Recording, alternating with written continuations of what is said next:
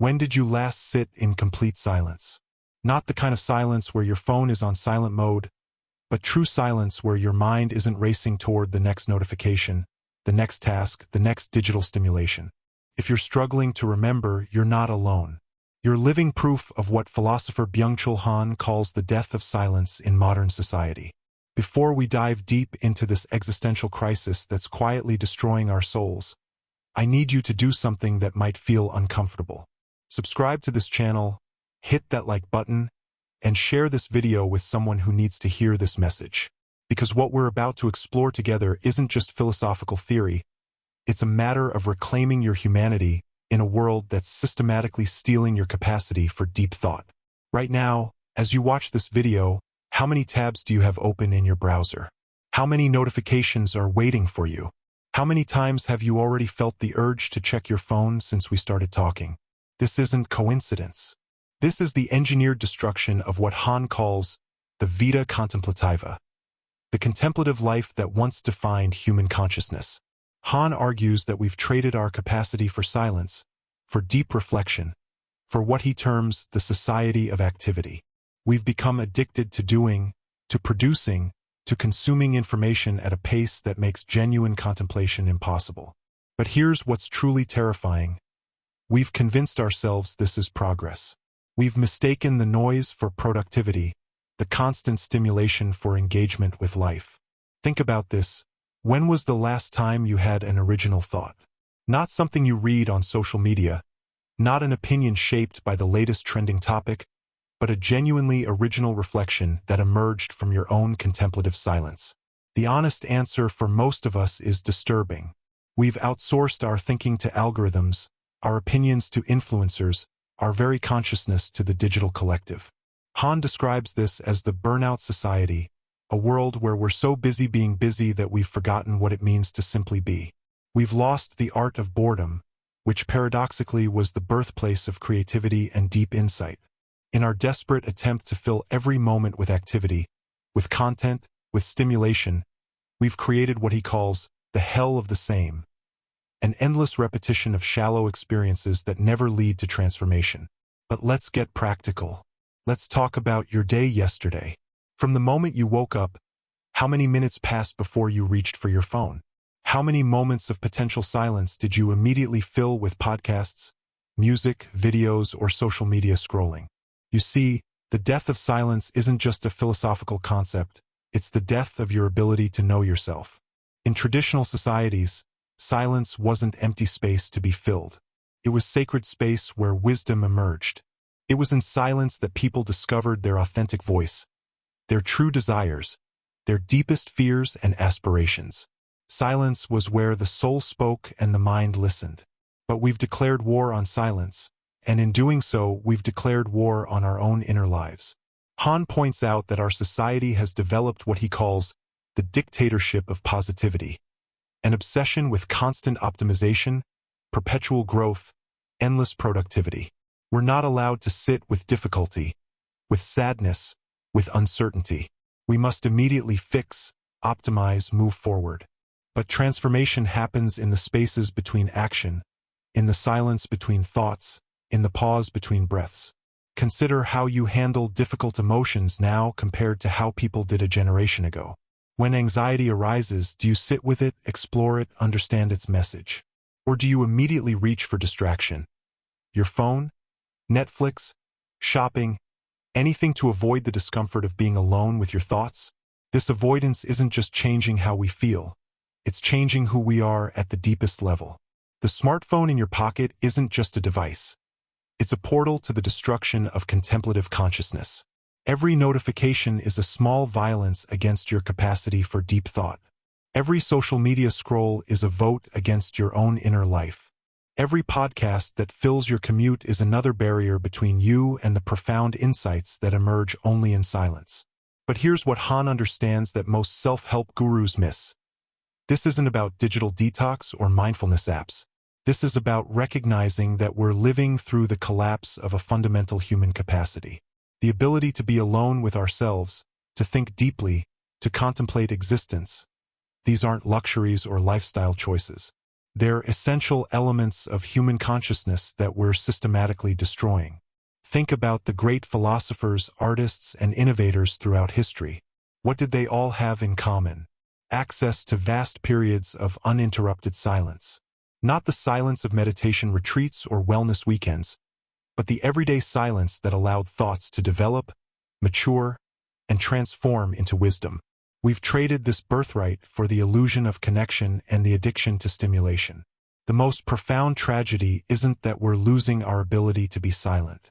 It's that we're losing our ability to recognize this loss. We've become so accustomed to the constant noise that silence feels threatening, boring, unproductive. We've forgotten that in silence, we don't lose ourselves, we find ourselves. Think about your most important life decisions. Were they made in moments of frantic research, or did they emerge from quiet periods of reflection? The decision to marry your partner, to choose your career path, did these insights come from Google searches, or from the deep knowing that only emerges in contemplative silence? Han warns us that we're creating the digital panopticon, a world where we're simultaneously the guards and prisoners of our own consciousness. We monitor ourselves constantly, curating our thoughts for social media, living our lives as if every moment is being watched and judged. But the most important conversations are the ones with ourselves, in silence that no algorithm can penetrate. The resistance begins with understanding what we're truly fighting against. This isn't just about technology or social media. Han reveals that we're confronting a fundamental shift in human consciousness, from what he calls the disciplinary society of the past to the achievement society of the present.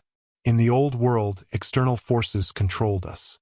In the new world, we've internalized the oppression. We've become our own slave drivers, constantly pushing ourselves toward more productivity, more optimization, more performance. But every totalitarian system has its weakness, and the weakness of the achievement society is its dependence on our voluntary participation. Every time you choose silence over stimulation, you're withdrawing your consent from a system designed to exploit your attention.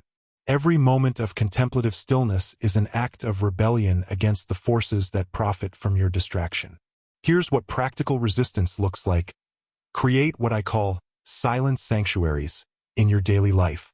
Not meditation periods or mindfulness sessions, but ordinary moments where you choose depth over surface, reflection over reaction.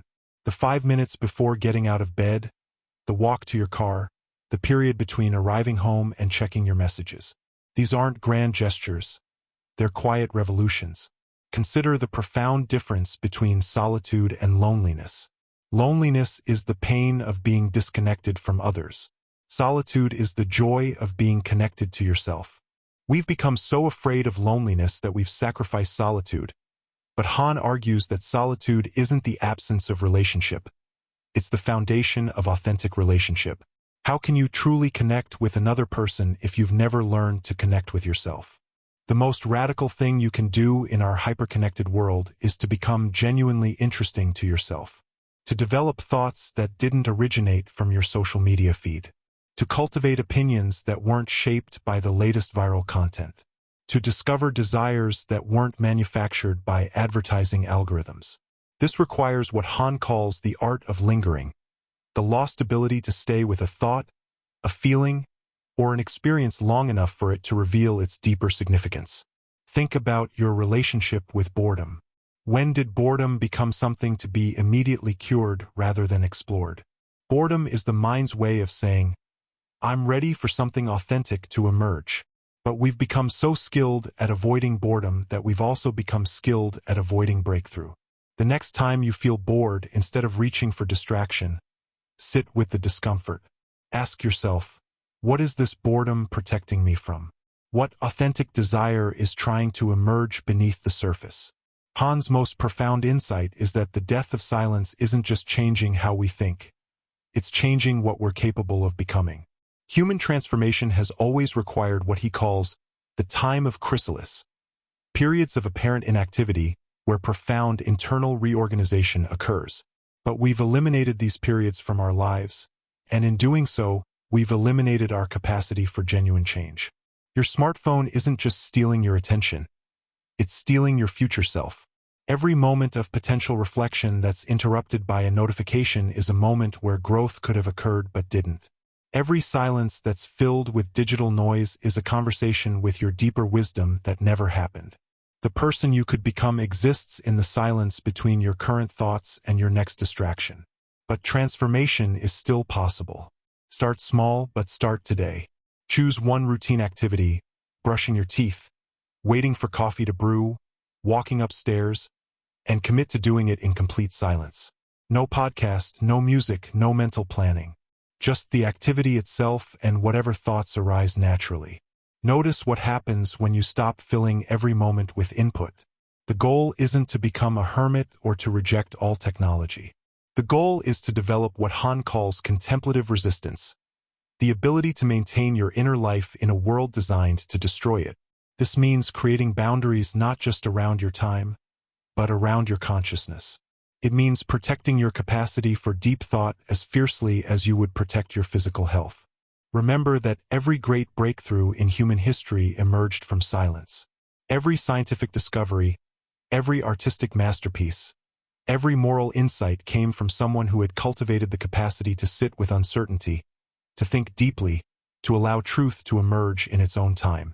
We're not just losing our ability to be silent, we're losing our capacity for the kind of thinking that creates genuine progress. So here's my challenge to you. Become a guardian of silence in a noisy world. Not because it's trendy or because it will make you more productive, but because your humanity depends on it. Your authentic self exists in the space between thoughts, in the pause between reactions, in the silence that allows your true voice to emerge. Subscribe to this channel if you're ready to explore more of these profound philosophical insights that can transform how you understand yourself and your place in the world. Like this video if it challenged you to think differently about your relationship with silence and noise. And most importantly, share this message with someone who needs to hear that their inner life matters, that contemplation isn't luxury but necessity, that the silence they're afraid of might be exactly what they need to become who they're meant to be. The death of silence isn't inevitable. It's a choice we make every moment of every day. Choose differently. Your future self is waiting in the silence. When did you last sit in complete silence? Not phone on silent, but true silence. If you can't remember, you're living proof of what philosopher Byung-Chul calls the death of silence. Subscribe, like, and share this video. What we're exploring isn't just theory, it's about reclaiming your humanity. Right now, how many tabs do you have open? How many notifications are waiting? This is the engineered destruction of contemplative life. Han says we've traded silence for the society of activity. We're addicted to doing, producing, consuming information. We've convinced ourselves this is progress. When did you last have an original thought? Not from social media, but from your own contemplative silence. The answer is disturbing. This is the burnout society. So busy being busy, we've forgotten how to simply be. We've lost the art of boredom, which was the birthplace of creativity. Yesterday, how many minutes passed before you reached for your phone? The death of silence is the death of knowing yourself. Silence used to be sacred space where wisdom emerged. Now we've declared war on silence and on our inner lives. Our society has the dictatorship of positivity, constant optimization, endless productivity. We can't sit with difficulty. We must immediately fix, optimize, move forward. When anxiety arises, do you sit with it or immediately reach for distraction? Phone, Netflix, shopping? Your smartphone is a portal to the destruction of contemplative consciousness. Every notification is violence against deep thought. We've lost the ability to recognize this loss. Silence feels threatening, boring, unproductive. We've outsourced decision-making because we've lost faith in our own wisdom. But wisdom emerges from contemplative silence. We're exhausted from constantly performing, being available, productive, optimized. Your morning routine reveals everything. Do you immediately check your phone, filling your mind with others' thoughts? We choose digital noise because silence feels empty. But silence isn't void. It's pregnant with possibility. When emotions arise, we immediately Google them, distract ourselves. But emotions contain important information. We've created the achievement society, Every moment must be productive. But consciousness develops in unproductive moments. Every notification fragments your attention, keeps you reactive rather than reflective. We've built our own prison. No one forces us to check phones constantly. We've been convinced stimulation equals meaning. But hope remains. The capacity for silence isn't gone. It's buried under digital conditioning. Every moment offers choice, depth or surface. We've shifted from external control to internalized oppression. We've become our own slave drivers. Choose silence over stimulation. You're withdrawing consent from systems exploiting your attention. Create silence sanctuaries. 5 minutes before bed. Walking to your car. Arriving home before checking messages. Understand the difference. Loneliness is disconnection from others. Solitude is connection to yourself. Become interesting to yourself. Develop thoughts not from social media. Cultivate original opinions. When did boredom become something to cure? Boredom says, I'm ready for authenticity to emerge. Silence changes what you're capable of becoming. Transformation requires apparent inactivity where internal reorganization occurs. Your phone steals your future self. Every interrupted reflection is lost growth. Start small. Choose one activity: brushing teeth, making coffee. Do it in complete silence. Don't become a hermit. Develop contemplative resistance. Maintain inner life in a world destroying it.